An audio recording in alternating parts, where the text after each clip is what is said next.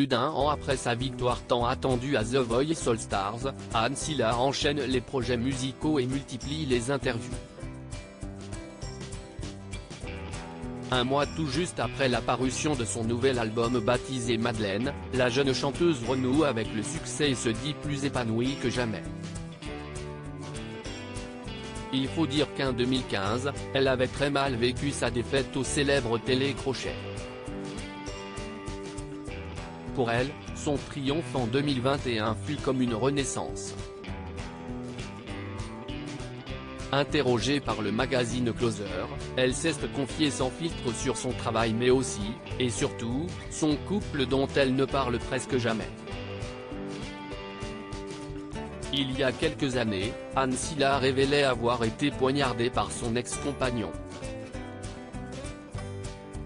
Très discrète depuis, la jeune femme de 32 ans prenait soin de garder le secret sur sa vie privée. Mais ce jeudi 22 décembre 2022, l'artiste a révélé être à nouveau en couple. Je savoure les joies simples de la vie de couple. Ce quotidien est loin de mon idéal romantique, mais je le trouve magnifique, a-t-elle assuré auprès de nos confrères de Closer. Je n'ai plus besoin de souffrance, désormais en paix avec elle-même, la jeune chanteuse semble plus apaisée que jamais et prête à se laisser porter par l'amour, du moment qu'il est tendre et sincère. Je n'ai plus besoin de souffrance pour prendre conscience de la valeur de ces moments et de ma chance.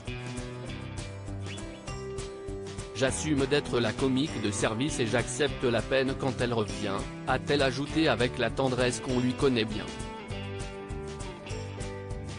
Et quid de son avenir? La jolie brune a une idée bien précise. En 2023, je voudrais partir à New York, retenter, à deux, le rêve américain, a-t-elle révélé. Si Anne Silla est aujourd'hui si bien dans sa tête et dans son corps, si est aussi grâce à ses passages dans l'émission The Voice. Ce qu'elle y a appris avant tout, si est la confiance en soi. Affronter son meilleur ennemi, si est à dire elle-même, l'a aidé bien au-delà de ses aspirations professionnelles. Les règles d'un télécrochet imposent mise en concurrence et capacité d'abstraction. Dépasser la peur de l'autre, de l'erreur, de l'échec, si est finalement combattre mon meilleur ennemi, moi-même, a-t-elle déclaré pour conclure. Une belle leçon de vie.